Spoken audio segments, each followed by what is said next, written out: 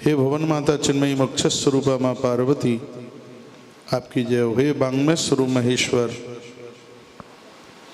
आपके द्वारा शब्दों की प्राप्ति होती है। हम दास आपके चरणों में वंदन प्रणाम करते हैं, हमारा प्रणाम स्वीकार कीजिए। यक्षेश्वरं नमस्कृत्य वरहाग्रामे संस्थिते देवाज्ञानं हितार्थे च ब्रह्म विद्याश्रमे स्थितम्। आवाज आ रही है ठीक से? तो ये क्या लगा दिया है? अच्छा।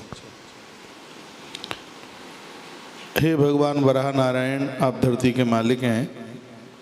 आपका नाम लेने से, वंदन करने से धरती के संपूर्ण दोषें समाप्त हो जाते हैं। हम आपको वंदन करते हैं, प्रणाम करते हैं। भूत भावन भूतेश महेद भयमुपस्थितम् क्वयाशाम क्वगच्छाम वयम लोका पितामह।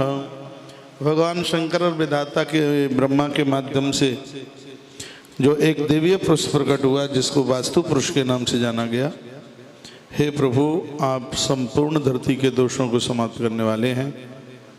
हम आपको वंदन करते हैं, प्रणाम करते हैं। आप हमारा वंदन प्रणाम स्वीकार करें। श्री धाम वृंदावन की इस पवित्र धरती पर अलौकिक आनंद को देने वाला यह दिव्य अनुष्ठान, जिसका आज 163वां दिन, अपने अपने घरों में तुलसी तपोवन यूट्यूब चैनल के माध्यम से और इस रात्रिकालीन इस प्रोग्राम को आप नित्य देखते हैं। नाम तो उसमें वास्तु विज्ञान का है, लेकिन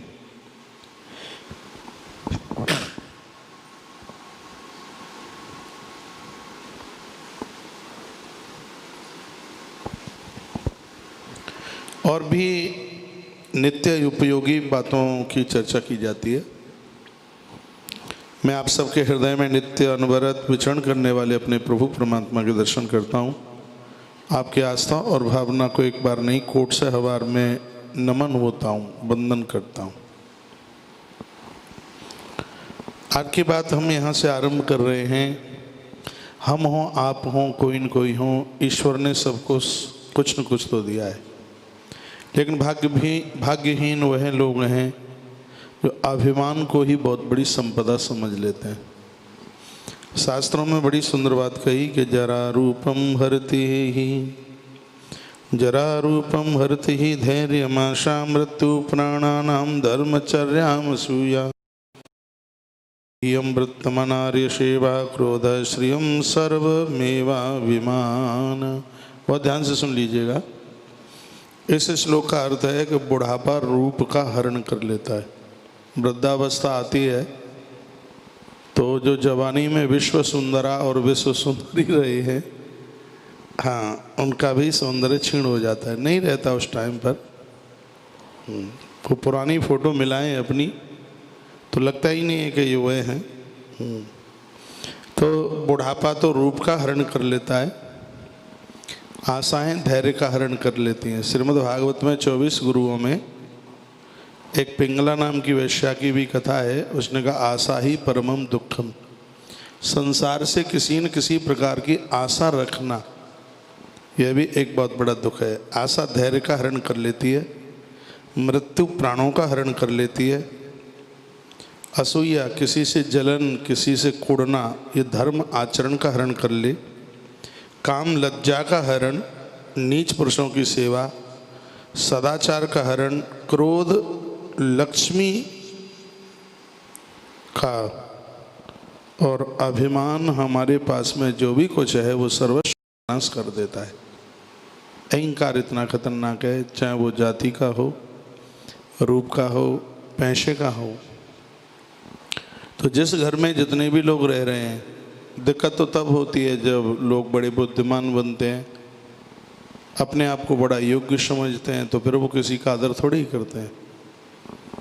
तो वह परिवार ही आनंद के साथ में चलते हैं जिन्हें किसी भी प्रकार का किंचित मात्र भी अभिमान नहीं है। फिर तो व्यक्ति 100 वर्ष, हमारे वेदों में लिखा है कि व्यक्ति 100 वर्ष इस धरती पर जिंदगी जी के जा सकता है। बिल्कुल। तो आज मैं यहाँ से अपनी बात को आरंभ कर रहा हूँ कि अभिमान के साथ जीवन ना जिए। बिल्कुल सरल बनिए, विनम्र बनिए। अहंकारी तो कहीं झुकता ही नहीं है। जिस घर में भगवान का मंदिर है, रोज़ फूल चढ़ाते हैं, वंदन करते हैं, प्रणाम करते हैं, भोग लगाते हैं, तो क्या वहाँ कोई वास्तु दोष टिकता होगा? मुझे नहीं लगता, लगता ही नहीं है मुझे कि वहाँ कोई वास्तु दोष रहता होगा। तो घर के सभी लोग विनम्र बने, कलह ना करें, योग्यता का अभिमान ना दिखाएं, संपदा का अभिमान ना दिखाएं, बल का अभिमान ना दिखाएं। तो फिर कहूँगा, जैसे बुढ़ापा रूप का नाश करता है, आशाएं धैर्य का नाश कर देती हैं, जैसे मौत प्राणों का नाश करता है, उसी प्रकार से अभिमान हमारे जीवन में जो भी कुछ है सर्वस्व का नाश ही कर डालता है।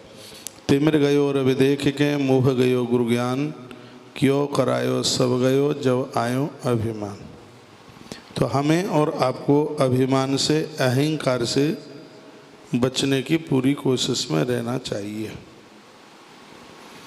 एक बड़ी सुंदर बात है, ग्रंथ में लिखा है कि जब वेद ने कहा व्यक्ति की इस कलयुग में भी 100 वर्ष की उम्र है, 100 साल की आयु है, तो फिर वो बीच में ही ख़त्म क्यों हो जाता है? लिखने लायक बात है। क्यों उसकी बीच में ही मृत्यु हो जाती है? जब 100 वर्ष लिखा है तो 100 साल जीवन जी के उसे जाना चाहिए। तो इसका बड़ा सुंदर जवाब दिया, सता युक्त पुरुषः सर्व वेदेषु वही यदा। सभी वेद कहते हैं, पुराण कहते हैं कि व्यक्ति की 100 वर्ष की उम्र है, लेकिन 100 पर कोई पहुंच नहीं पाता, बीच में ही चले जाते हैं, अल्प समय में मृत्यु हो जाती है, 100 को नहीं छू पाते। नापनोत्यः चह तद सर्व आयु केने हेतुनः। ग्रंथ में पूछा गया है, साधक ने अपने गुरु को पूछा, शिष्य ने अपने गुरु को पूछा, तो गुरु ने चेले को जवाब दिया। बहुत बड़ी बात है, बहुत सुंदर बात है। अब सुनिए, ये वास्तु का तो बहाना लेकर मैं कुछ बातें विशेष आपके पास तक पहुंचाना चाहता हूँ। हाँ, कुछ दिव्य बातें जो बहुत ही ज़्यादा ये जरूरी हैं। 100 वर्ष की उम्र हमारे वेद में भी, पुराणों में भी, ग्रंथों में भी, और भगवान के यहाँ से भी 100 वर्ष की आयु नियुक्त कर दी गई। व्यक्ति इतना जीवन जी के जाए, लेकिन नापन्योत्य च तदा सर्व आयु के ने ही तो ना, फिर वह 100 वर्ष की उम्र क्यों नहीं जी पाता? चेले ने गुरु को पूछा, क्या कारण है कि वो बीच में ही दुनिया छोड़ के चला जाता है? तो जवाब इतना सुंदर दिया है, और यह है जवाब इस ऋषि का लिखने के लायक है। यदि इसके ऊपर हम अमल कर लें आज से ही, इसी समय से, मैं तो यह निवेदन करना चाहूँगा, 5.5 महीने जो बोला गया है उसका सार है ये। इतनी बड़ी बात है। कल मैं 11 बजे वाले प्रवचन में भी ये बात बोलूँगा, क्योंकि उस समय सब टेलीविज़न पर जुड़े हुए होते हैं, इसलिए 100 वर्ष से भी ज़्यादा जीवन व्यक्ति जी के जा सकता है, यदि वो ऐसा कर ले तो। कुछ ऐसा करता है इसलिए वो पूरी उम्र नहीं जी पाता। कैसा करता है? अतिमानोतिवादश्य तथा त्यागो नराधिप, क्रोधश्चात्म विध्यत्सह च मित्रद्रोहश्च तान् षट्, एते वासयत् तीक्ष्णा क्रन्तन्नायुषु देहिनाम्, एतानि मानवान् घ्नन्ति न मृत्युर्भद्रमस्तु ते। यह संस्कृत के शब्द हैं, इसको हिंदी में समझ लीजिए। तो गुरुदेव ने जिज्ञासा करने वाले को, प्रश्न करने वाले को एक महात्मा ने जवाब दिया। क्या कहा?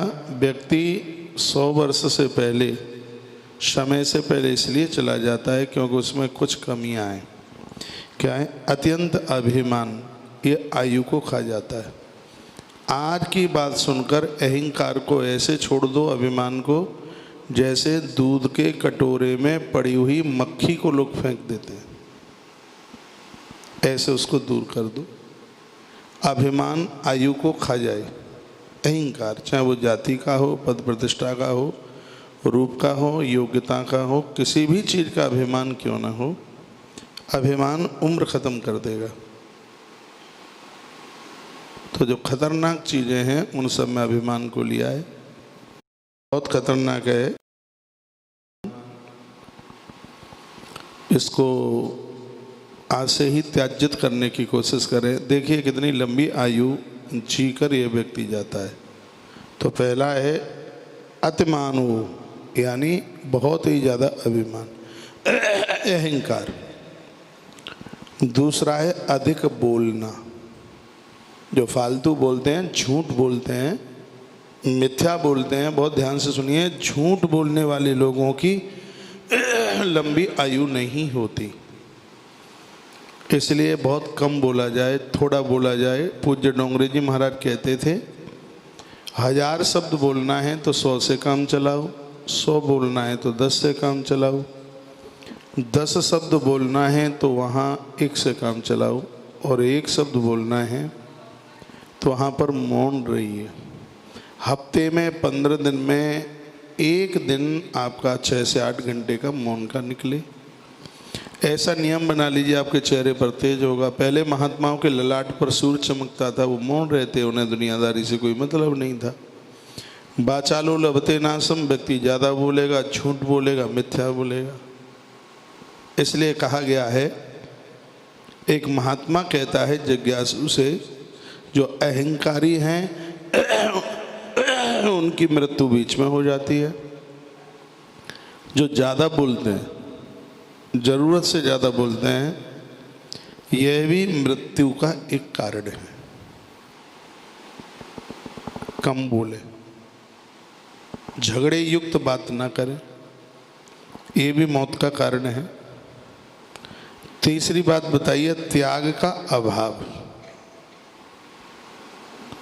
त्याग बहुत कठिन काम है, कुछ त्याजित करना, कुछ त्यागना, कुछ छोड़ नहीं पाते हैं। इसलिए वह पूर्ण आयु पर नहीं पहुंच पाते। एक बार ये मैं सब नाम ले दूं, फिर मैं इनका व्याख्यान देखता हूं। त्याग का अभाव। अगला सूत्र है क्रोध। क्रोधी व्यक्ति भी लंबी उम्र नहीं जी पाता, चला जाता है, भटक जाता है। और अगला सूत्र है अपने ही पेट को पालने की चिंता। और प्राय लोगों के मन में यही होता है कैसे भी, और वह बस अपना ही पेट, अपना परिवार, अपने बच्चे, ना बाबूजी से मतलब है, ना देवी देवताओं से मतलब है, बस सिर्फ अपना पेट, अपना पेट, अपने ही पेट पालने की चिंता। यह भी मृत्यु का एक भयंकर कारण है। और है अगला सूत्र है मित्रद्रोह। लोगों को देख करके जलना, कोड़ना, जिनको अपना माना है उन्हीं के साथ गद्दारी करना। ग्रंथ ने कहा ये 6 तीखी तलवार हैं जो कि देहधारियों की आयु को काट डालती हैं। यही मनुष्यों का वध करती हैं, मौत नहीं। क्या बड़ी बात कही है। ये 6 चीज़ें आदमी को मार डालती हैं। अहंकार, अभिमान। कुंभकर्ण को किसने मारा? रावण को किसने मारा? कामात, क्रोधात, लोभात, यही तो मार गए इनको। नहीं तो ये कहाँ मरने वाले थे।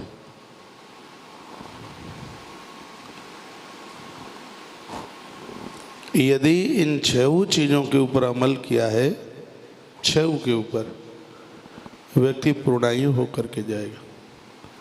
वृद्धावस्था में 1 गिलास पानी नहीं मांगना पड़ेगा। कभी कभी बच्चे और बेटे घर भी होते हैं तो भी ये बहुएं वृद्धों की सेवा नहीं कर पाती। उसका एक कारण ये भी है, वो वृद्ध जरूर हो गए हैं लेकिन अभी उनका क्रोध बूढ़ा नहीं हुआ। क्रोध वही है जो 26 में था। तो 26 साल के थे तब था, वो बूढ़ा नहीं हुआ। आदमी बूढ़ा हो गया लेकिन क्रोध बूढ़ा नहीं हुआ। गालियां देते हैं, उल्ट पुल्ट बातें करते हैं, तो फिर बहू भी कहती है कब तक सुने, नाक में दम कर दिया, माथा दुखा दिया। इस अवस्था में जितनी सरलता होगी, जितनी सहन शक्ति होगी, 20 साल गॉड गिफ्ट में मिल जाएंगी। एक तरफ पूजा कराते हैं घर में वास्तु की, और दूसरी तरफ क्रोध करते हैं, तो क्या मतलब है, उसका क्या मायना है? ये तो वही हो गया, एक तरफ दवाई खा रहे हो, दूसरी तरफ परहेज भी नहीं कर रहे। ये तो आयुर्वेद कहता है चाहे जितनी बड़ी संजीवनी घोंट कर पी लेना, यदि पाथेय कहते हैं यदि परहेज ना किया जाए तो दवाई अपना असर नहीं दिखाएगी। पूजा कर रहे हैं, पंडित जी महाराज ने बताई है ये करिए ये करिए, सब कर रहे हैं, लेकिन दूसरी तरफ तो क्रोध के मारे आग बबूला हो रहे हैं, इतना झंझावात हो रहा है और जल रहे हैं क्रोध के मारे, थार थार कपकपी लगी है क्रोध में, तो कुछ भी होने जाने वाला नहीं है। लंबी आयु जी के जाए, चाहे हम हों, आप हों, और भी कोई तीसरे हों। लंबी आयु को जीने के लिए इन 6 बातों से बचिए। आपके पास जो है एक बार उसको भगवान का मान लो, आनंद देखो, फिर मान तो लो एक बार, मेरे पास जो है परमात्मा का है, सब ईश्वर ने दिया, और दिया ही ईश्वर ने। लेकिन आदमी की मूर्खता है कि उसको अपना मान लेता है। जिस मकान पर भगवान का ही नाम लिखा है, कृष्ण छाया, कृष्ण कृपा, राम कृपा, राम सदन, राम आश्रय, भैया काहे का दोष रहेगा वहाँ पे? ये तो होना नहीं चाहिए कि राम सदन बाहर लिखा है और अंदर मुर्गे कट रहे हैं उसमें रसोई में। बाहर तो लिखा है सीताराम सदन, और अगर अंदर रम के प्याले छलक रहे हैं तो वहाँ जमीन का, भूमि का दोष कभी भी नहीं उठता, हटता ही नहीं है। निरहंकारी बनिए, आपका भवन मुस्कुराएगा आपको देख के, उसको इतनी प्रसन्नता होगी कि मेरा मालिक बड़ा अद्भुत है। दीवालें आपसे बोलने की इच्छा जाहिर करेगी, दीवालें बोलती हैं अच्छे लोगों से, आप समझ रहे हैं, वृक्ष बोलते हैं, प्रकृति बोलती है, नदियाँ बोलती हैं, और बहुत प्रमाण के साथ ये बात कही है, जिसका चरित्र जानकी जैसा पवित्र है तो प्रतिमाएं बोल करके आवाज लगाती हैं, सुनिश्चिय सत्य असीश हमारी, पूजहि मन का मना तुम्हारी। ये जानकी हमारा आशीष है, जैसा तुमने सोचा है वैसा ही होगा। ये प्रतिमा ही तो बोल रही थी मंदिर की, मन जाहि राचु मिलहि सोवर, सहज सुंदर सावरो, करुणा निधान सुजान, शील स्नेह जान तरावरो, यही भांति गौरी असीस सुनिसिय, सहित ही हर्षित अली, तुलसी भवानी पूज पुनि पुनि, मुदित मन मंदिर चली, जान गौर अनुकूल सियहिया, मंजुल मंगल मूल, बाम अंग फरकन लगे। घर में ऐसे रहिए, माताओं का बाम अंग फड़के और पुरुषों का दाहिना अंग फड़के, जो बहुत शुभ है। बुद्धि को जानकी की तरह है, मन को भगवान की तरह मना लीजिए, देखिए उसी घर में कितने आनंद आते हैं। जो आप कहते हैं कि घर खाने को दौड़ता रहे, वो घर तो आपको मिलने को दौड़ेगा, करिए तो सही। तो अहंकार को त्याजित कीजिए और कम बोलिए। पत्नी को गुस्सा आ रहा है तो मौन साध लें पुरुष लोग उस समय, क्योंकि नारी चंद्रमुखी सूर्यमुखी है तो ये ज्वालामुखी भी है, इतना ध्यान रखिएगा। जब ये अपने पर आ जाए तो न संभले, फिर माँ काली की कथा सुन रहे हैं, रोज सुनेंगे यही। अपने पर आ जाए, इससे सरल नहीं कोई। और यदि अपने पर आ गई है भैया, बड़ा मुश्किल हो जाएगा संभालना। इसलिए कृपया सावधान, घर में झगड़ा मत कीजिए, अपशब्द मत बोलिए। बहुतों को गालियां देने की आदत होती है। ऐसी वाणी बोलिए मन का आपा खोए, औरन को शीतल करें आप हूँ शीतल होए। मेरी माताएं बहनें तो सोच रही हैं, और कुछ तो अपने झगड़ालू पति के पास बैठी हैं तो कह रही हैं, सुन ले महाराज जी कितनी अच्छी बात कह रहे हैं। अब सुन ले उन्हें काहे ना सुनो, उन्हें कहा सुन ले। बोल रही होंगी बगल में बैठी हुई, गाली गलौज मत कीजिए, अभद्र भाषा मत बोलिए, ये ठीक नहीं है। कर्कश भाषा बोलने से पुण्य समाप्त होता है, आयु क्षीण होती है, ग्रंथ में लिखा है, उम्र क्षीण होती है इससे। इसलिए गलत शब्द मत निकालिए। शब्द ईश्वर का रूप है, परमात्मा का रूप है, शब्द की पूजा होनी चाहिए। भगवान ने जिब्या दी है, जिब्या को मलिन मत कीजिए, इसको पवित्र रखिए। ज़्यादा बोलना भी मृत्यु का कारण हो जाता है। ये पुलिस वाले बड़े पटा लगाते हैं, उनमें एक तो गलती करके जाते हैं, फिर वहाँ चपर चपर करते हैं, तो इतना उनका मूड बिगड़ता है, सब पटा पड़ते हैं कमर के ऊपर, वे चिल्लाता है। लंबी आयु जीने के लिए थोड़ा अपनी वाणी के ऊपर कंट्रोल करें, वाणी जिए। अगली बात है त्यागी बनिए, देने की भावना रखिए। और अगली बात है क्रोध। युधिष्ठिर राजा कहते क्रोधम मा कुरु, मैं जीवन में कभी क्रोध नहीं करूँगा। ये उन्होंने द्रोणाचार्य से पाठ पढ़ा था। कथा थी, एक बार गुरु द्रोणाचार्य ने सब बच्चों को पूछा तुमने क्या पढ़ा? किसी ने कुछ, किसी ने कुछ, किसी ने कुछ कहा। धर्मराज युधिष्ठिर ने कहा गुरुदेव मैंने ये पाठ पढ़ा है कि जीवन में मैं कभी क्रोध नहीं करूँगा, क्योंकि क्रोध व्यक्ति को खा जाता है, खत्म कर देता है। मैं एक बार पुनः निवेदन कर रहा हूँ, क्रोध करने वाले लोग लंबी उम्र नहीं जीते।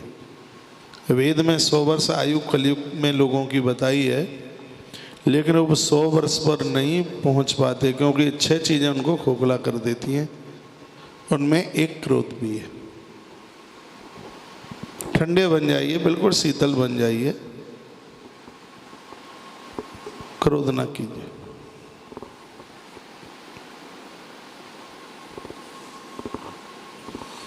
अगली बात कही, अपने ही पेट पालने की जो चिंता है,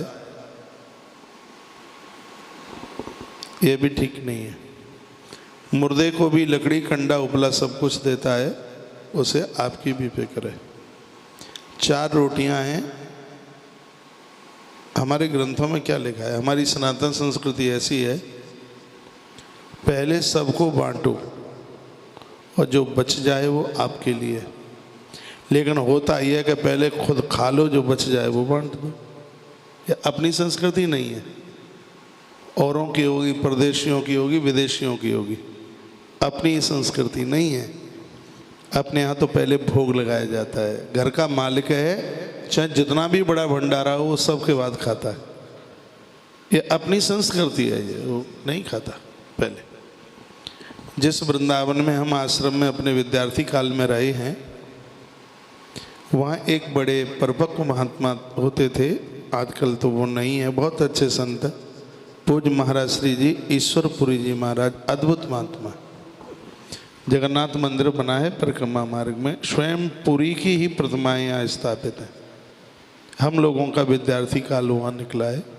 गौ से भागवती है, संत से भागवती है।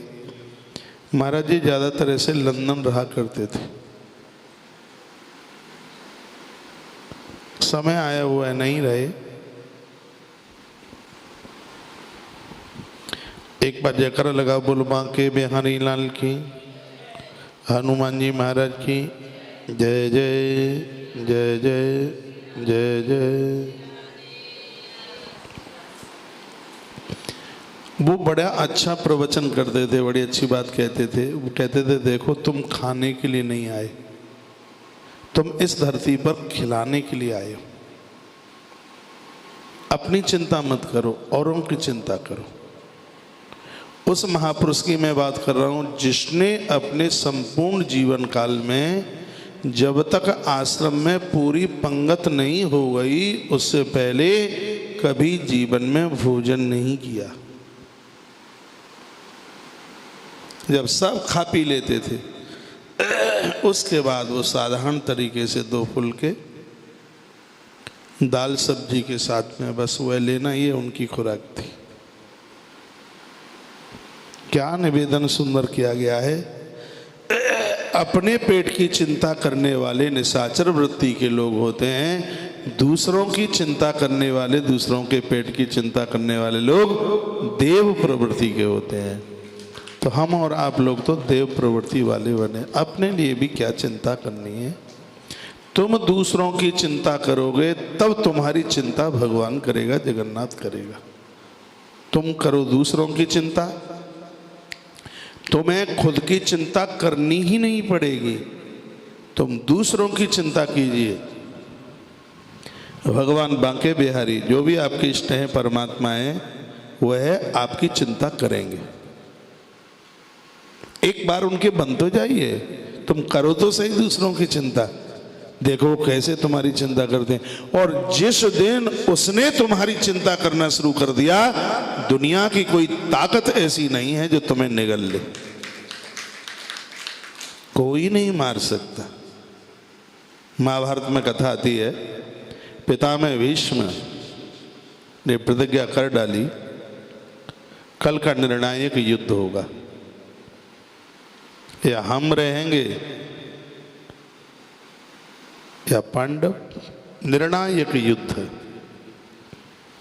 रात का शंख बजने से पहले भीष्म ने उस समय बात कह दी जिस समय वो दुर्योधन कह रहा था, पितामह मेरे पास रहकर तुम नमक हरामी कर रहे हो। बात चुप गई और उन्होंने ये प्रतिज्ञा कर डाली। सब अपने अपने डेरों में पहुंचे, अर्जुन भी पहुंचे। अर्जुन ने आज भोजन खूब किया, मन भर के किया, और रजाई लेकर के सो गया। गैन का महीना था, ठंड पड़ती है उत्तर भारत में, आज जल्दी रजाई लेके सोए। कृष्ण को लगा के भीष्म की प्रतिज्ञा को साधारण तरीके में ले रहा है बंदा, खा पी के सो गया, इसको चिंता नहीं है कि कल मार डालेगा वो, उसको इच्छा मृत्यु का वरदान है और उसको कोई चिंता ही नहीं है। सो भगवान पहुंचे और कहा, अर्जुन तुमने क्या पितामह की प्रतिज्ञा नहीं सुनी? अर्जुन ने कहा, हाँ प्रभु मैंने सुनी है प्रतिज्ञा। आप जानते हो अर्जुन पितामह की प्रतिज्ञा का परिणाम? हाँ जानता हूं, अर्जुन की मौत है परिणाम। तो खड़े होकर के कुछ व्यवस्था करें, मंत्रणा करें, तुम खड़े नहीं हो सकते। अर्जुन ने कहा, केशव मरना तो है ही, बहुत दिन हो गए युद्ध करते करते, सोच लिया था कि मरना ही है तो नींद भी पूरी कर लो, उसको काहे को अधूरी छोड़ते हो, इसलिए हम तो सो रहे हैं। भगवान दरवाजे तक पहुंचे, फिर वापस आए और कहा, भारत खड़े हो जाओ, कुछ व्यवस्था करते हैं। अर्जुन ने कहा, बहुत ज़्यादा नींद आ रही है। कृष्ण फिर वहाँ तक पहुँचे, फिर आए, अब के देखा कि कृष्ण की आंख में आंसू है। अर्जुन की दोनों बाजू पकड़ी हैं। कृष्ण अर्जुन को उठाने लगे और कहा, भारत खड़े हो जाओ, कुछ व्यवस्था करते हैं, क्योंकि मुझे तुम्हारी बहुत चिंता है। एक कृष्ण बोले। जब कृष्ण ने ये कहा, मुझे तुम्हारी बहुत चिंता है, उस समय अर्जुन खड़े हो गए और अर्जुन ने कहा, गोविंद इस दुनिया में मुझे कोई मारने वाला पैदा नहीं हुआ। कृष्ण ने कहा, अभिमान आ गया? अर्जुन ने कहा, अभिमान नहीं आया, समझ आ गया। कहा कैसे? तब अर्जुन रो पड़े। हे द्वारकानाथ, हे द्वारकाधीश, हे जगन्नाथ, हे मधुसूदन, हे परमात्मा, जिस कुंती पुत्र अर्जुन को बचाने के लिए द्वारका का नाथ ही चिंतित हो गया हो, तो मुझे काई की चिंता है। तब भगवान ने एक बात कही थी, अर्जुन तुम्हें दुनिया की चिंता है इसलिए मुझे तुम्हारी चिंता है, और जिसके लिए मुझे चिंता, वो अर्जुन ने भी कहा है कि जिसकी चिंता आप कर बैठे हैं हे गोविंद, उसका कौन बाल बांका बिगाड़ सकता है। तो यहाँ जो बात कही है, जिनको अपने पेट की चिंता है वो अपने पेट की चिंता ना करें, आप कीजिए दूसरों के पेट की चिंता, परमात्मा करेगा आपके पेट की चिंता। आप लंबी आयु जी के जाएंगे। ऐसा जीवन जीने वाले लोगों के घर में किसी भी प्रकार का कोई वास्तु दोष नहीं रहता। उस घर में दैत्य प्रवृत्ति नहीं, उस घर में तो स्वयं देवता आकर के वास करते हैं। ऐसी जिंदगी जीने की कोशिश कीजिए। और अगली बात है, किसी को धोखा मत दीजिए। मित्रद्रोह का मतलब है किसी को धोखा मत दीजिए। और किसी को धोखा दे देना ये भी एक आयु क्षीण होने की बात है। ये 6 तलवारें हैं, इन 6 को तलवार कहा। क्या सुंदर बात कही है एक महापुरुष ने, मृत्यु तो बहाना है, ये 6 चीज़ें व्यक्ति को खत्म कर देती हैं। अभिमान, अधिक बोलना, जीवन में त्याग का ना होना, क्रोध, अपने पेट पालन की चिंता और दूसरों को धोखा देना। तो यहाँ कहा है कि व्यक्ति की तो उम्र 100 ही वर्ष है, लेकिन 6 तरह की जो तलवार हैं वो आदमी को पहले ही खत्म कर देती हैं। इन्हीं शब्दों के साथ आज के समय के प्रोग्राम में बस इतना सा ही है। वाणी को विराम। आप सबको प्रणाम। आप सबका कल्याण हो।